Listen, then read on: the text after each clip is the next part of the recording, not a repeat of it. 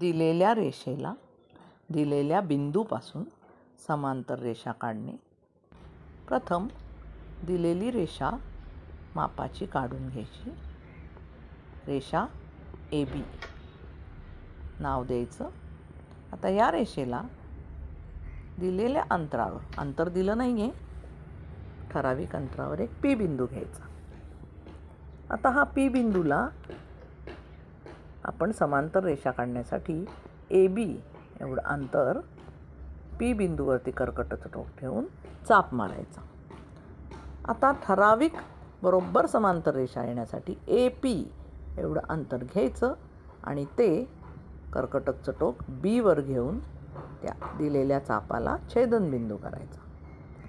या छेदनबिंदूला Q नाव द्यायचं. त्यामुळे P आणि Q अशी ही रेषा तयार होईल. पहा, AB रेषेला बरोबर P बिंदूपासून एक समांतर रेषा झाली.